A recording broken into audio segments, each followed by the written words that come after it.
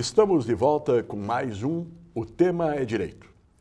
Nós convidamos hoje para conversar conosco o Dr. Máximo José Trevisan. O Dr. Máximo Trevisan é um advogado dos mais antigos e conceituados de Santa Maria, tem mais de 40 anos de formado, passou como professor pela Universidade Federal de Santa Maria e ainda advoga. E eu digo que advoga no velho sistema da advocacia de uns tempos atrás. É uma advocacia unipessoal, uma advocacia personalizada. É ele, a secretária e o cliente. Uma advocacia que hoje está completamente mudada. E por que nós trazemos o Dr. Máximo Trevisan ao nosso programa? Numa televisão educativa. Exatamente para conversarmos sobre esta evolução que ele vivenciou no direito nos últimos 40 e poucos anos. Doutor Máximo, seja bem-vindo ao nosso programa. É uma satisfação recebê-lo. Obrigado pelo convite, pelo retorno aqui à Unifra, TV Unifra, onde tive a oportunidade e hoje, olhando de longe, o privilégio de ser aluno e ter sido professor aqui da Unifra. Que foi durante vários anos. Presidente do diretório acadêmico, criamos jornal, tivemos programa de rádio, então, não nesse prédio aqui. Na antiga FIC? Na antiga FIC. Tu é do tempo do Antoninho Musanemi? Ou o Antoninho Musanemi anterior a ti? O Antoninho também. Eu fiz, na época não era Unifra, era a FIC, Faculdade de Imaculada Conceição, de 61 a 64. Uhum. Pegamos aquela época do golpe de 64, vinham nos buscar de Camburão para fazer depoimento lá no Exército. E tem uma coisa muito curiosa, porque a nossa eleição para o diretório acadêmico foi transmitida pela rádio. Ah, é? Né? E eu ganhei com o presidente e os dois vices de outra chapa. Foi uma coisa... O voto era pessoal, o voto não era chapa. Você não escrevia uma chapa, você escrevia candidato. E foi um debate enorme, e aí nos reunimos, intervindo o senhor, um professor, nos reunimos, o que nós temos em comum? Ok, é isso, mais aquilo. E o que nós não temos em comum? Vamos apostar no tema em comum. É uma marca que me conduz até hoje. Fizeram um programa mínimo. Para o máximo. Está interessante. Mas vamos para o campo da advocacia. O que você sente nessa trajetória toda, né, a modificação da advocacia, que inicialmente era uma máquina de escrever e uma biblioteca enorme que se precisava, para hoje que as coisas estão mudadas, o papel tende a desaparecer? Como é que você nos conta assim a trajetória? A experiência é interessante, porque eu estava fazendo um curso em São Paulo, e quando voltei, tinha dois colegas que estavam praticamente com o escritório montado. São colegas muito conhecidos em Santa Maria, o doutor Valdemar Kimle e o doutor Nébio Belecancian. E tinha um outro colega, que também é do conhecimento de muita gente aqui, que era o doutor Veroni Pigato. Ah, o Veroni Pigato trabalhou com você? Eles três fariam primeiro escritório, né, no edifício Taperim e tal. Quando eu cheguei, já cheguei atrasado. Sim. Aí disseram, não, só os três podem fazer, porque não tem lugar para o quarto. Se o doutor Veroni Pigato, que estava decidindo outras coisas, não entrar, você entra. E a minha vida muda por uma decisão do doutor Veroni Pigato. Parece mentira, mas isso é. Né? Ele não, por razões que nunca me chegou ao conhecimento do porquê, ele não quis naquele momento iniciar, e eu iniciei com esses dois colegas. Eu conto essa experiência porque é uma experiência muito interessante. O doutor Kim era do Banco Brasil, o doutor Nébio Belecancian era Caixa Econômica e eu era professor estadual. Pedimos empréstimo para fazer as divisórias do escritório. Sim. Ali, no sobrelógio Taperim. E tivemos caixa comum, que eu não tenho, aguardei, onde nós não tínhamos uma palavra escrita entre nós, 3 advogados que não eram parentes, eram pessoas que tinham feito o curso, o Valdemar Kim, meu colega, o doutor Nébio, um ano atrás. Sim. E nós, cada um anotava lá o valor que entrava, no outro o valor das despesas e no outro o valor da retirada. No fim do mês somava os honorários, abatia as despesas e dividia, e se alguém retirou, abatia e dava isso. Anos. Sem nenhum contrato escrito. Sem nenhum. Essa experiência de vida e de advocacia, onde, para chegar à sala do colega, eu dizia, com licença, e apresentava o problema. Essa aprendizagem eu devo às colegas. Olha, eu tenho esse caso assim, assim, e colocava, e o colega dizia, agora não, depois, daqui uma hora, mas passa aqui, porque às vezes eu estava tratando do assunto, conversávamos em conjunto, tínhamos as causas em conjunto, até que, essa experiência foi longa, até que os filhos, imagina, eu vi nascer os filhos. Em que ano começou isso? 1965 foi o ano que nós nos formamos, em 66, primeiro início. Então já são mais de 40 anos de formado. 47 anos, que nós nos formamos e começamos a advogar. Então essa experiência, que às vezes os jovens não encontram esse espaço de conviver, porque a gente convivia há muito tempo com exceção.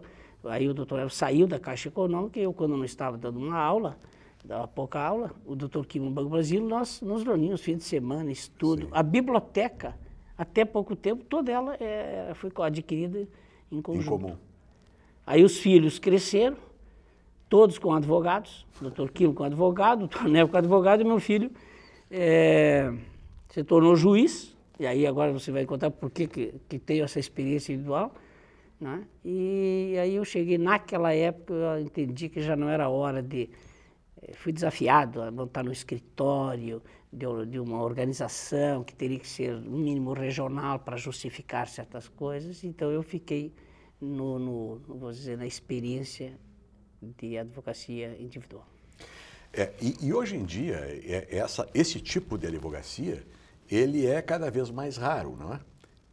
Porque hoje os escritórios estão com a tendência de se transformar em verdadeiras empresas de advocacia, copiando os moldes americanos, principalmente. Perfeitamente. E não só local, como ter relações assim, muito próximas, regional e nacional. Né? Isso é uma tendência, porque aí as empresas já não são locais. Não são locais. São regionais. São regionais quando eu falo... não só assim de cidades, mas do estado, do país. Para que os mais novos tenham ideia, como é que se tinha o acesso às decisões dos tribunais, do Tribunal de Justiça, do Supremo? Indo lá. É uma coisa... Hoje, quando você diz assim, você tem uma distribuição por protocolo local, para os que não atuam na área, né? Por exemplo... Eu faço uma petição e chego à agência do Correio e protocolo, e essa petição vai para o destino. Não, teria que ser alguém, primeiro para tomar conhecimento, teria que ir a Porto Alegre. Se você tinha uma causa em Uruguaiana, você fazia 500 e poucos quilômetros. E a OAB não tinha a organização, os jovens... E nem os telefones também. Não, o celular não tinha. Existia? Não existia. O fax... Quando surgiu o fax, foi assim uma revolução. Já em 80. Dizer isso dá impressão até que a gente é muito velho. Mas o fax de um colega de lá conseguir tirar umas cópias e ter mandado pelo correio. E o prazo? Diga em 5 dias. Por isso que a advocacia, naquele tempo, o sujeito advogava na cidade dele. Né? Eventualmente ia a Porto Alegre numa sustentação oral, muito raro, até porque as viagens também... Naquele tempo não tinha nem asfalto para Porto Alegre. Até você fazer 300, 280, 290 quilômetros a Porto Alegre, né? E ir de volta para buscar a petição, ou como é que era trazida a petição, o prazo. Então tinha que ter assim uma relação, uma causa que justificasse isso. Coisa que hoje você pode ter lá em Cruz Alta, no Guaiana, onde você quer. Eu tive causa no Rio de Janeiro e nunca sofri, vamos dizer assim, dificuldades de acompanhamento. Sim. Claro, você tem que ter uma estrutura mínima, que a pessoa seja lá em Tima, vá lá, a OAB, não é? transfira para Santa Maria o texto que você deseja da petição, da decisão judicial. Mas a advocacia sofreu, aliás, com outros professores, os meios de comunicação, né? Sofreram, assim, transformações que é difícil, eu diria, hoje um jovem advogado se dar conta até do como era.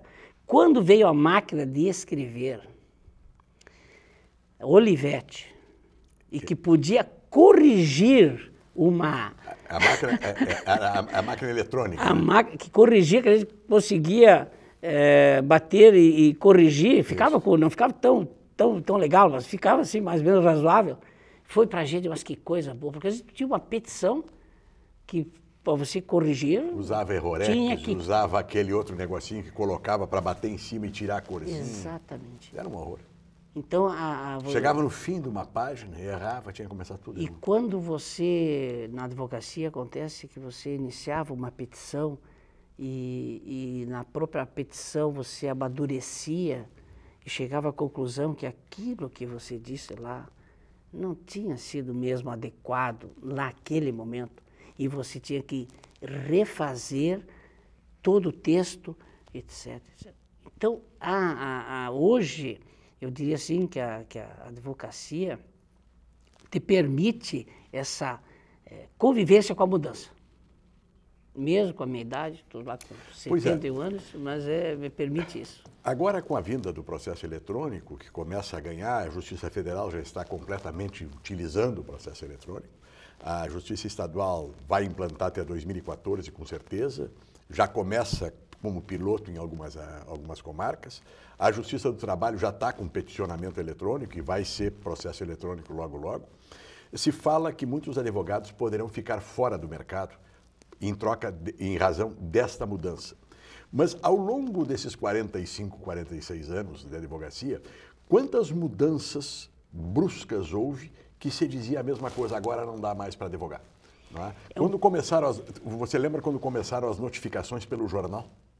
Que antigamente tinha um edital. Na razão. Na razão, uma página inteira. Depois e agora? Né? Porque antes o advogado tinha que ir ao fórum para se intimar. Exatamente. Ou o oficial de justiça tinha que procurá-lo. E aí passa a ser publicado no jornal, era aquele pavor por causa que os prazos eram inexoráveis. Exatamente. Então veja, quando é de Santa Maria, saiu no jornal A Razão, que era o jornal da cidade. Mas e quando era aqui em Tupanciretã? Tinha que assinar o Diário Oficial. E aí, o Diário Oficial tinha que chegar no dia, dado Exatamente. Eu diria assim, meu caro colega Blatz, uma coisa eu acho que é a matéria-prima do advogado. Saber conviver com os conflitos e ter respostas a novas perguntas. E aí é que está o desafio. Sim. A corrida de hoje, os movimentos, todos os envolvimentos do advogado, mesmo em grupo, o desafio de uma realimentação, né? Não basta transcrever acordos, Sim. É preciso principalmente entendê-los e adequá-los àquela realidade de cada fato. Então nós vamos aí é que está, eu diria assim, a cabeça que funciona de um jeito e o operacional. Então nós vamos fazer o seguinte, nós vamos para um rápido intervalo de 30 segundos e voltamos para falar exatamente nesta questão da transcrição de acórdons e o tal do Ctrl-V, Ctrl-C, que está muito na moda, em que nós temos muitos operadores de direito e daqui a pouco nós temos muito poucos advogados. Voltamos em seguida, fique conosco.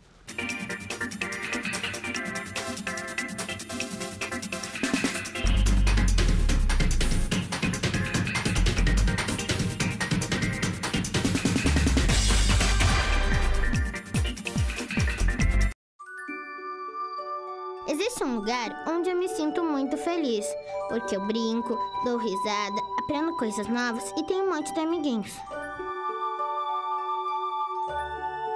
Alguns contos de fadas são reais e precisam de você para traçar um final feliz. Entre em contato conosco e saiba como ajudar.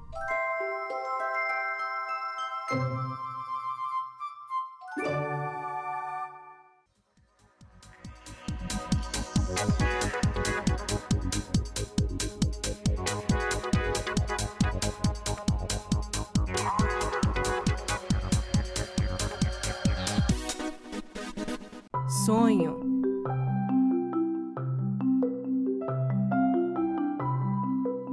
Esperança. Realização.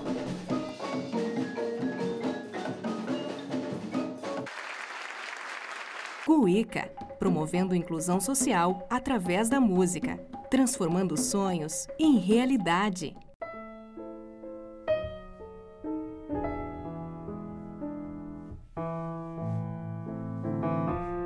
A ONG Royale está mudando a vida de muitas meninas carentes através do balé. Conheça esse projeto.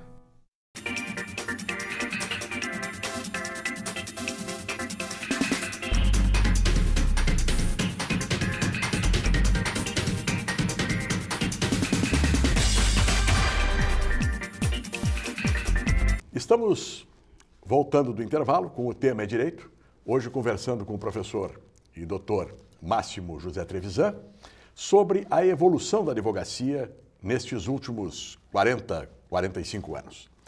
Doutor Máximo, nós encerramos o bloco anterior falando nessa questão de que o advogado não é um simples operador do direito, ele tem que pensar o direito, né? Então, este era a sua fala quando eu lhe interrompi para nós irmos para o intervalo para ela poder ser desenvolvida. Vamos desenvolver esse assunto. Você diz assim, qual é, por exemplo, como é que o advogado mais experiente, pela vida, pela idade, pelo caminho na advocacia, que tipo de participação ele pode ter hoje? Dá uma olhada no que aconteceu no julgamento do Mensalão e você vê que jovens eram poucos. Sim. Ou seja, o advogado, eu creio que ele deve fazer essa experiência de vida, desenvolver uma competência interpessoal, ou seja, eu sou eu e as minhas circunstâncias, em que cidade está advogando, em que cultura jurídica ele está advogando, e ter um pensamento, ou seja, uma qualificação. Esse é um desafio, porque o número de leis, a qualidade das leis, os ingredientes políticos, econômicos, sociais que formam essa matéria-prima das novas leis, esse é o grande desafio. Não basta apenas você ter a lei à disposição, através do mouse, chegar e dizer, olha, estou aqui, eu ter a legislação toda à mão, que nós... Se eu não souber juntar as pecinhas do Lego. Nós nos desfazemos, doutor Blatz, da coleção Lex, que ninguém quis. Vendemos por quilo. Tinha uma prateleira enorme, porque a cada 10 dias vinham as leis novas. E cada mês era encadernado e a gente colocava lá. Para você ter acesso às leis, precisa ter tido uma biblioteca com o seu custo, não só de aquisição, mas de leitura. E de manutenção. E de manutenção. Então isso foi até, nós desfazemos recentemente porque realmente não cabia mais. Então esse lado operacional parece que é o forte de hoje do operador do direito. A advocacia propriamente dita, com aquela qualificação, esse é o desafio. Não me animaria a fazer um juízo de valor, porque eu, ao longo da minha vida, sempre tive uma coisa comigo. O colega é tão ou melhor que eu, e em todos os sentidos. Então, eu nunca tive dificuldade de diálogo, no sentido de discutir. Mas o que eu tenho sentido hoje é de que a advocacia mudou tanto, e não é só a advocacia, mudou a medicina. Né? Antigamente o sujeito tinha um médico de família, ele ia lá se aconselhar com o médico. Hoje ninguém se aconselha com o médico, né? Ele vai lá, o médico trata do olho, o outro trata do nariz, o outro trata do ouvido, e aquilo ali também é numa sequência que não há muita intimidade, não há não há muita relação humana nisto, né? E com os advogados também tem acontecido isso, e isto, muitas vezes, às vezes, ela não quer só uma solução jurídica, né? Ela precisa de um advogado que dê atenção para ela, para que ela veja o seu problema e que, às vezes, a solução não é o litígio. Especialmente em certas áreas. Por exemplo, o direito de família. Exatamente. O direito de família tem 20% de lei e tem 80% de emoção, de conflito, de interesses, de toda ordem. Penso assim, essa é a minha experiência de vida. A área trabalhista também.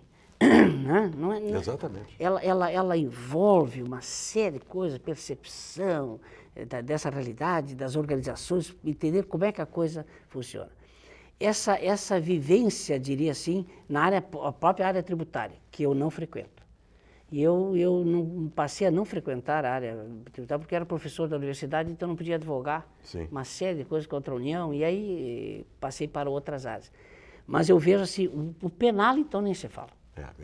Você extremamente... que advoga nessa área, vê o quanto de comportamento humano. Então aí é que eu vejo o seguinte, áreas como na área da psicologia, da comunicação, eu diria a convivência com a leitura, mas não a leitura dos livros jurídicos, a leitura de romances, de contos, a convivência com a cultura universal, isso aí para o advogado. O que eu vou fazer? Eu não tenho nenhuma pessoa dizer, olha, faça assim. Mas para mim foi fundamental essa convivência. Tem uma história que me contaram, não sei se é verdadeira ou é mítica, de que foram perguntar para um grande jurista, né, um advogado recém-formado, o que ele aconselhava. Ele disse assim, leia muito. E quando tiver tempo, lê sobre direito também. Eu pensei que ele ia dizer também. E também livros de direito. Olha, hoje eu acho que até direito. Também, não vai te esquecer, lê também livros de direito. Exatamente. Porque o direito, né, todos nós sabemos disso, ele trata ele regula as relações humanas. E essas relações humanas não são pessoas que são isentas de todos os envolvimentos. O campo emocional, os valores, a questão dos valores. Hoje alguém disse, você viu o Paraguai, o Uruguai, aprovou o aborto, mas não é uma questão religiosa? Pô, nós podíamos ficar aqui conversando sobre o aborto. A pessoa, não, isso é uma questão religiosa. O religioso disse, não, parei um pouquinho. Não é uma questão só religiosa. Para o religioso tem uma relevância, mas e para o cidadão? Que acredita que cientificamente tem tal coisa. Já muda demais. Então, a educação ou a formação, a cultura jurídica, vamos lá dizer cultura, tirando de cultura toda aquela conotação que eu acho até pejorativa de erudição. Sim. Não aguento, Blattes, esses citadores de frases em latim. Estudei bastante latim, fui aluno de Vale Verde. E quando querem citar latim ou alguma citação em francês, traduza. Por quê? Porque hoje, um amigo que me dizia, Máximo, eu aprendi a ser prolixo. Aprendi, porque eu não sou capaz de escrever nada que seja 3, 4 páginas. E eu hoje, já há muito tempo, procurar ser sucinto, mas claro. Sim. Olha, eu diria para um colega... Que é a coisa mais difícil que tem, né? Ser simples é complexo. É complexo. Né? Ser simples é complexo. Ou seja, você querer dizer em poucas palavras, sem cortar, sem fraturar o pensamento, e dizer com palavras adequadas para que o leitor, e seja o leitor ou o juiz, entende? E aí é que está a dificuldade, porque o leitor juiz, o leitor promotor, o leitor colega, ele não lê desencarnado, ele lê com o seu conhecimento prévio, ele lê com os seus conceitos e os seus preconceitos, ele lê com a sua visão ideológica, etc, etc. Correto. Não sei se você entende assim. Claro. Então, o leitor, ele é um tradutor, ele lê o que ele quer ler. Por isso que o cliente diz assim, mas doutor, a lei não é igual para todos? A lei é. A interpretação não é e a aplicação menos ainda. Então, o advogado, eu acho que à medida que vai passando, cada vez mais nos tornamos humildes por dever de ofício.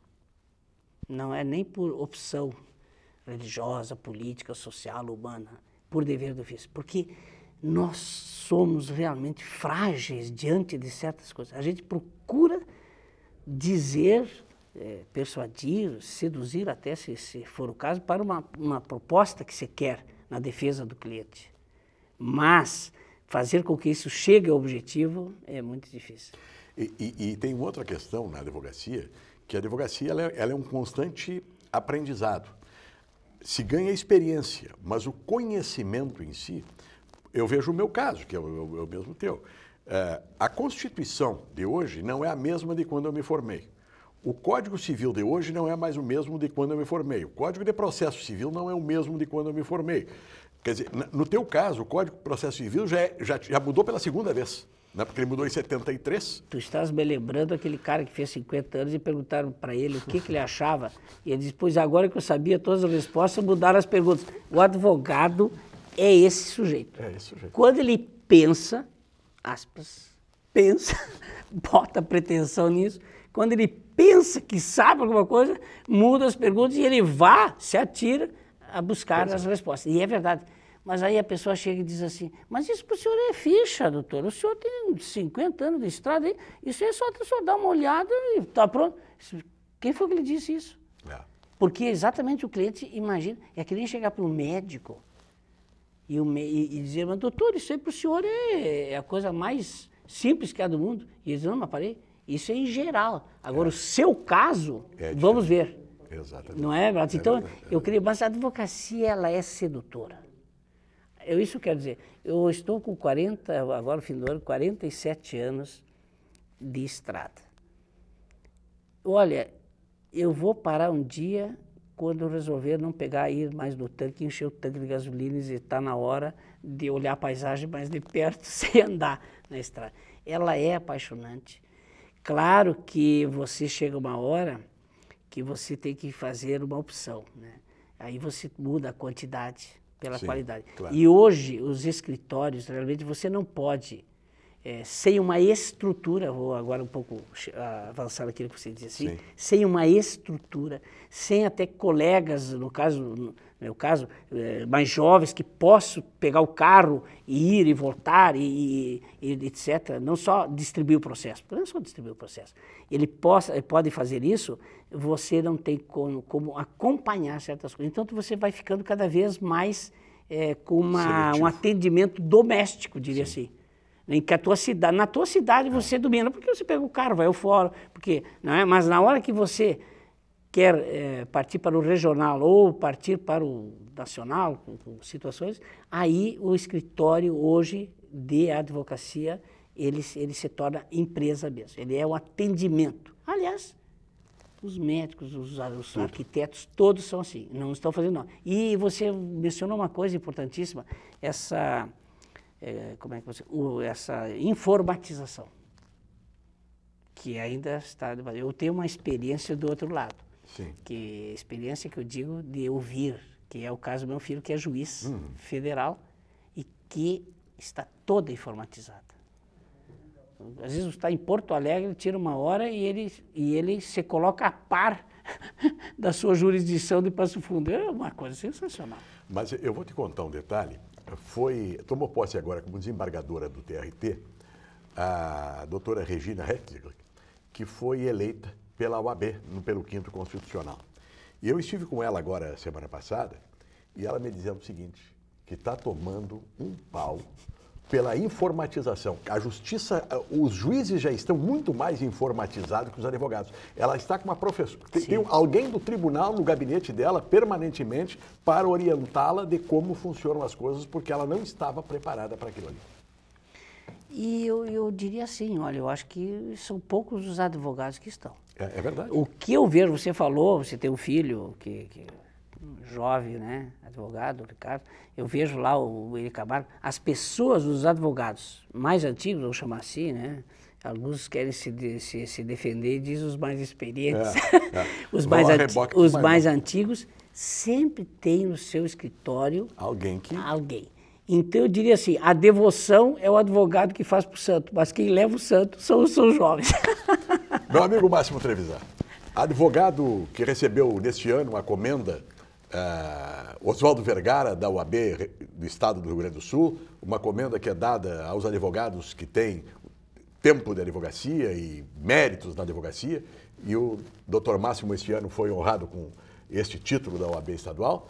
Hoje nos deu a satisfação de estar aqui conosco conversando sobre o crescimento da advocacia nos últimos tempos. Eu lamento que o tempo seja curto, né, porque nós poderíamos conversar muito mais sobre isso. Agradeço muito, Máximo, a tua gentileza de acolher o convite aqui da TV Unifra e ter vindo aqui ao tema É Direito. O ouvinte que pegou o programa pela metade, quiser ouvi-lo na íntegra, logo mais às 0h30 ele passa em reprise, ou então acessa o site da Unifra, TV Unifra, o tema é Direito, e estaremos lá com o programa na íntegra para você assistir na tranquilidade do seu computador. Muito obrigado pela audiência e aí até semana que vem.